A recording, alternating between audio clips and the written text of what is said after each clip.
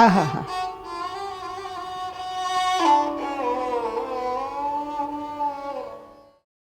संगीत जी, आप मुंबई में अपना काम के बारे में थोड़ा बताइए। देखिए, मुंबई जाने का मेन कारण हमारा ये कि वहाँ काफ़ी फैलाव है। फैलाव इन द सेंस कि सिर्फ क्लासिकल नहीं, हम और भी कई सारे जो भी जॉन हैं उसमें हम काम करते हैं, क्योंकि सिर्फ क्लासिकल में तो थोड़ा मुश्किल है। तो हम बॉलीवुड के बहुत सारे जो मूवीज़ हैं, इलेक्ट्रॉनिक्स म्यूज़िक जो है उसमें भी मैं काम करता हूँ। अभी मेरे परसों बजा के आया जयपुर में। और उसके अलावा क्लासिकल, सेमी क्लासिकल, तो सारे कुछ में काम चलता था और अच्छा चल रहा है। कंपेयर टू मैं जहाँ पहले था वहाँ से काफ़ी अच्छा मुंबई में काफ़ी, और लोग काफ़ी कद्र करते हैं। मतलब मैंने एक चीज़ देखा मुंबई और मुंबई के बाहर, मतलब महाराष्ट्र के जो दूसरे शहरों में जब हम जाते हैं तो आप जब म्यूज़िक करते तो लोग कितने भी बड़े हो आपके पैर पे गिर जाते हैं, इतना म्यूज़िक का रिस्पेक्ट है। तो इसलिए हम तो बहुत अच्छा लगता है। मैं 20 साल से मुंबई में हूँ। फिर मैंने तो देखा कि आप वेस्टर्न के साथ भी मतलब फ्यूजन भी ट्राई किए थे ना। फ्यूज़न तो है ही है और सभी लोग कर रहे हैं अभी। एक मैं आपको बताऊँ, अभी मैं रिसेंटली रियाद गया था। अभी मैं रियाद से आया तो मेरे लिए एक अलग अनुभव था वहाँ। फ्यूज़न तो हम करते हैं, बट फ्यूज़न में हम अपनी चीज़ें बजाते हैं। मैं रियाद में हम गए और वहाँ के जो भी किंग है उनका एक सोच है कि सऊदी में भी म्यूज़िक आना चाहिए। तो उन्होंने अपने जो उनकी अरबिक म्यूज़िक है, बेसिकली टर्किश, इजिप्शियन, ये सारे म्यूज़िक सॉन्ग्स लिए। और हमें इंडियंस, 4 इंडियंस हम गए थे और कुछ 21 वर्ल्ड वाइड, इटली, फ्रांस, सारे म्यूजिशियन थे। उन्होंने हमें बोला उनकी म्यूज़िक बजाने के लिए। तो प्रॉब्लम क्या है कि वो माइक्रोटोन बजाते जो हमारे यहाँ नहीं है। हमारे संगीत में वो चीज़ नहीं है। मतलब हम नॉर्थ इंडियन म्यूज़िक की बात कर रहे हैं तो कोमल ग और शुद्ध ग के बीच के स्वर, तो उनके कंपोजिशन मोस्टली वैसे ही रहते हैं जो हमारे यहाँ बेसुरा जिसको बोलते हैं। लेकिन उनका कहना था नहीं, यही ये नोट बजाना है। तो वैसे वैसे कंपोजिशन हमने बजाए। तो 1 हफ्ते का हमारा टूर था, वो 16 डेज का टूर हुआ। फिर हमने पूरा ऑडियो वीडियो सब बजाए, तो एक अलग अनुभव मिला। तो ये भी एक मुंबई की वजह से, क्योंकि मुंबई में तो बड़ा शहर है तो वहाँ ज़्यादा अपॉर्चुनिटीज़ है, इसलिए एक्सपीरियंस वो एक्सपीरियंस मिला। थोड़ा आप वो सुनाइए ना। क्या अरबी? हाँ हाँ हाँ। तो मैंने बस लिख के बजाया था। अच्छा, हाँ, वो बस तो एक बार ट्राई नहीं नहीं, कीजिए। मैं आपको नोट्स दिखा सकता हूँ उसका, क्योंकि इतने सारे सॉन्ग थे तो याद तो है ही नहीं उनके। अब जैसे मोस्टली हमारे यहाँ जो भैरव है उनके यहाँ भी वैसे, ये भैरव किरवानी, तो ये तो हमारा नोट हो गया, उनका नोट।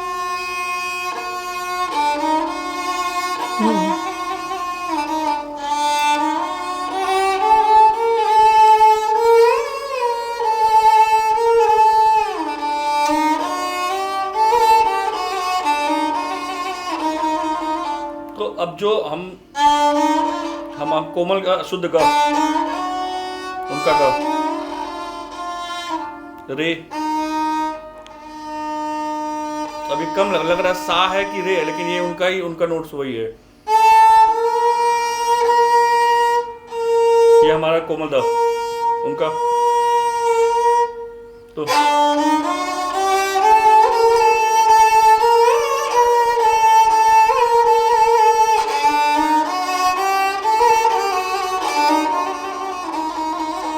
ऐसा टाइप का सब म्यूजिक था उनके। फिर कुछ अब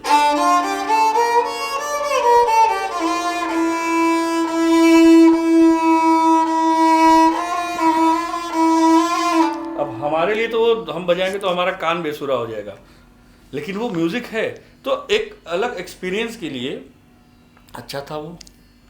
और हमने सीखा उस चीज़ को, और सीखा भी। और सिखाने जो कंपोजर था उसको इंडियन म्यूज़िक नहीं पता, हमको उनका म्यूज़िक नहीं पता, लेकिन हमने किसी तरीके से उसको किया और दे ऑल वेरी हैप्पी। और बढ़िया रहा experience. 17 hour a day, every day we worked. मतलब 12 बजे दोपहर में जाते हैं तो नेक्स्ट डे 8 बजे आते थे स्टूडियो से बाहर, क्योंकि शायद उनको नहीं ये जानकारी थी कि म्यूजिक कितना, तो कितने लंबा म्यूजिक होना चाहिए, मतलब एक सेशन कितना, उनको था कि उनको गाने करने हैं। तो दे सेड कि आप जो चाहिए वो ले लीजिए, जितना पेमेंट चाहिए लीजिए, पर हमको ये करना है। तो हमने 2-3 दिन तो सबने अच्छे से किया, उसके बाद सबकी बैटरी डाउन, बट सबने किया। फिर हम यूज टू हो गए, हमने किया, लेकिन उसका थकान अभी तक है। ये लास्ट वीक ही आया। महाराष्ट्र एक ऐसा स्टेट है जहाँ पे हारमोनियम का ज़्यादा कदर था सारंगी से। अभी भी है। तो आप सारंगी की जगह से महाराष्ट्र में जाके इतना दिन सस्टेन कर रहे हैं, इस बारे में आप क्या बोलोगे? नहीं, आज भी गाने में तो हारमोनियम ही प्रेफरेंस करते हैं लोग, जो फैक्ट है। जैसे हम नॉर्थ में रहते थे तो बनारस में गाना है तो सारंगी रहेगा ही, एक है ऐसा। लेकिन अभी महाराष्ट्र में क्या है कि जो गाना है तो हारमोनियम रहेगा, सारंगी मोस्टली ख्याल में नहीं लेते हैं। 1-2 लोग हैं ऐसे जो लेते हैं, कुछ 1-2-3 हमारे काफ़ी क्लोज हैं, वो लोग हैं, वो ख्याल में भी लेते हैं, but most of people they don't take a sarangi as a khayal. Thumri Dadra का जब कुछ भी होगा तो ज़रूर लेते हैं। ठुमरी दादरा महाराष्ट्र में कहीं भी हो तो सारंगी रहती ही है। तो और सरवाइव, और हम इतना दिन स्टे कर लिए वहाँ क्योंकि बहुत सारे अपॉर्चुनिटी है। जैसे मैंने पहले भी बताया कि हम सिर्फ एक जगह बंधे नहीं हैं। जैसे हम बनारस में थे तो हमारा फोकस सिर्फ एक ही है, क्लासिकल ही करना है, क्योंकि वहाँ अपॉर्चुनिटी नहीं। और मुंबई महाराष्ट्र में क्या है, बहुत सारे अपॉर्चुनिटी है। लेकिन एक बार कोई टिक गया तो कोई प्रॉब्लम। अभी हमें देखिए, मैं पूछूँ कितने दिन से, मतलब 1 महीने से तो भाग ही रहे हैं, तो चल ही रहा है काम। बहुत सारी चीज़ें, is not only fusion, corporate shows है, मतलब ऐसे बहुत सारे कुछ होते हैं। अच्छा, सोलो सारंगी परफॉर्मेंस के बारे में आपका क्या ख्याल है? मतलब नॉट ओनली इन महाराष्ट्र लेकिन दूसरे स्टेट्स में। देखिए, मुझे ऐसा लगता है अभी भी कम है।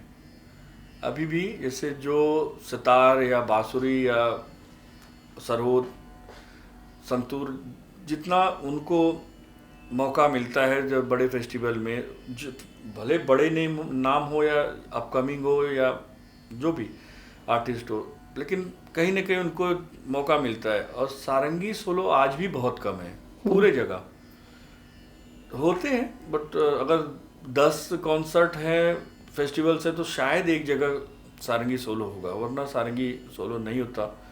संगत में भी कम दिखाई देता है, लेकिन संगत तो चलो होता है, पर सोलो बहुत कम है। मेरे ऐसे फेस्टिवल्स से रिक्वेस्ट है कि जो बड़े फेस्टिवल्स होते हैं कि एटलीस्ट एक सारंगी किसी न किसी का सोलो रखे। अभी भी अच्छे बजाने वाले सब हैं पूरे भारत में, दिल्ली, बॉम्बे, बनारस, सब जगह, कोलकाता में। तो सारंगी सोलो रखना चाहिए ताकि वो प्रमोट हो और सारंगी लोगों के कान तक पहुँचे, उसका साउंड। तो ऐसा ही है, अभी थोड़ा और होना चाहिए। सारंगी को प्रिजर्वेशन और स्प्रेड करने के लिए घर घर में अगर सारंगी को पहुंचाया जाए, हम लोगों को क्या करना चाहिए? मतलब क्या बाकी है अभी? ज़्यादा कॉन्सर्ट में सारंगी पहले तो हो, एटलीस्ट 4 दिन का फेस्टिवल, 5 दिन का फेस्टिवल में तो 1-2 सारंगी सोलो अच्छे आर्टिस्ट को बुला के रखे। और दूसरा, सारंगी पे एक जो एक लग गया कि दुखी साज है, सैड है बहुत, ऐसा नहीं है। बहुत सारे जगह पे खुशी भी है। अब राजस्थान के जो जितने भी सॉन्ग्स होते हैं उसमें देखिए सारंगी डांसिंग की टाइप में है, तो ऐसा नहीं कि दुखी साज है। लोग तो एक दिमाग में जो बैठ गया है ना कि या तो कोठा या तो दुख, ऐसा नहीं है। सारंगी का नाम 100 रंग है, तो 100 डिफरेंट इमोशंस हैं, निकालने वाला होना चाहिए।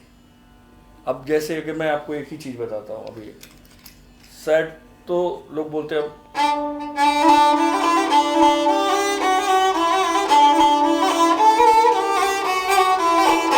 इसमें सैडनेस नहीं, इसमें डांसिंग मूवमेंट है। तो इसके डिफरेंट कलर्स, इमोशंस हैं। हाँ, उसको निकालने वाला, निकलवाने वाला होना चाहिए। तो जो दिमाग में बैठ गया कि सारंगी ने अरे दुखी है, बहुत सैड लगेगा, ऐसा नहीं है। इसको बढ़ावा देना चाहिए लोगों को, क्योंकि हमारे भारत का बहुत प्राचीन वाद्य है ये। इसको प्रमोट और लोगों को करना चाहिए, और जगह इसके शोज़ ऑर्गेनाइज होने चाहिए, तो तभी हो सकता है कुछ और कुछ। और अभी मुझसे तो बॉम्बे में कम से कम 20 बच्चे सीख रहे हैं। तो मेरा एक सोच ऐसा है कि मैं मुंबई में हूँ तो वहाँ का ओरिजिन कोई सारंगी प्लेयर है ही नहीं अब। पहले थे एक दो लोग, कुंटे अंकल थे और दो और लोग थे, लेकिन फिर वही है कि अभी कोई नहीं है। तो मेरी इच्छा है कि मैं वहाँ के जो लोग हैं, वहाँ के बच्चे हैं, वो भी सीखें और करें, क्योंकि मोस्टली हम सब बाहर के ही हैं अभी वहाँ। ठीक है, हम 20 साल से रह रहे, 40 साल से रह रहे, पर ओरिजिन सबका अलग अलग है। तो कोशिश कर रहे हैं कि ज़्यादा से ज़्यादा लोग को सिखाया जाए सारंगी। एज ग्रुप कितना मतलब कैसा है जब आपसे जो सीखते हैं? मेरे पास एज ग्रुप तो 80 ईयर तक के हैं, बट उनके सबका सोच अलग है। कुछ लोग प्रोफेशन के लिए कर रहे हैं, कुछ लोग लाइफ में इतने थक गए हैं पैशन के लिए। हाँ, तो अभी वो कुछ फिजिक्स के टीचर हैं या ये तो थक जा रहे हैं, डॉक्टर्स हैं, तो उनको सारंगी बजाना बोलते। जब मैं घर आता हूँ आधा घंटा 1 घंटा प्रैक्टिस करता हूँ तो मुझे सुकून मिलता है, इसके लिए कर रहे हैं। लेकिन बोला जाता है कि सारंगी बहुत डिफिकल्ट साज है, मतलब सीखना। ये इसको हटा देना चाहिए, मुझे ऐसा लगता है। इट इज़ डिफ़िकल्ट, मैं नहीं कह रहा हूँ डिफ़िकल्ट नहीं है, लेकिन कंपेयर टू अदर्स, देखिए आप गाना भी करते तो आपको रियाज करना ही पड़ेगा ना। बिना रियाज किए तो आप, या सितार बिना रियाज किए सारे गामा बजाना ही सिर्फ पारंगत होना नहीं होता ना। आप जितना समय देंगे उसमें, जितना प्रैक्टिस करेंगे उतना आगे। तो कठिन तो है, बट समय दीजिए उसमें। तो आप जैसे सितार में समय दे रहे हैं, ये दिमाग में बैठा लेना कठिन इसलिए नहीं करना है, नहीं होना चाहिए। आप करिए जितना समय आप दूसरे वाद्य में, फ्लूट में दे रहे हो उसमें, इसमें भी दीजिए, हो जाएगा। ऐसा भी एकदम से नहीं है कि बस हो ही नहीं सकता, कठिन है थोड़ा, क्योंकि होता क्या ना, फ्रेट्स नहीं है, तो वो तो सरोद में भी नहीं है, वो तो वायलिन में भी नहीं है, लेकिन ये बजता यहाँ से है, तो इससे लोग डर जाते हैं। पर सितार में भी तो कटता है यहाँ। तो मैं लोगों को बोलता हूँ कठिन विठिन कुछ नहीं, शुरू करो, बढ़े। मेन मोटो क्या है कि ये सारंगी बढ़े लोगों तक, लोगों को जाने। हम पहले ही डरा देंगे तो फिर सीखेंगे कैसे? डराना नहीं है। और भी जैसे जैसे बोल रहे थे, थोड़ा और एक्सपीरियंस भी बताइए हम लोगों को, प्रोग्राम्स का एक्सपीरियंस या बजाने का, ये जो एक्सपेरिमेंटल अपने अभी सऊदी में करके आए हैं। मेमोरेबल यही है कि अब जैसे क्लासिकल में बजाते हैं हम, जब संगत बजाने बैठते हैं, कई बार तो बड़े अच्छे लोग मिल जाते हैं कलाकार, कई बार बड़े थोड़े से हटके लोग भी मिलते हैं, तो वो बताते नहीं कि हम क्या गाने वाले हैं, कौन सा राग गाने वाले। और हम तो, कोई भी प्लेयर हो, चाहे वो कोई इंस्ट्रूमेंट बजाए, वो सारे राग तो सीख के नहीं बैठा है ना।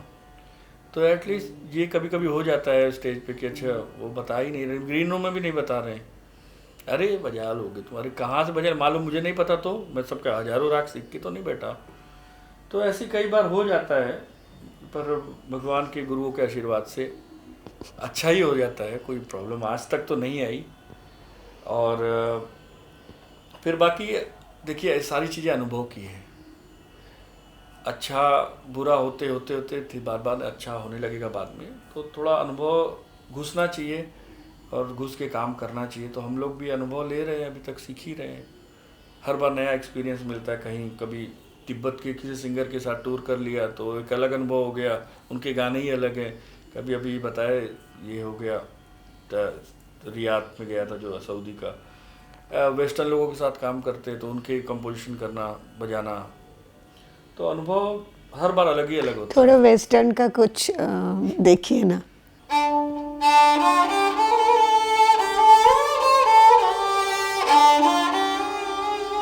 आहा,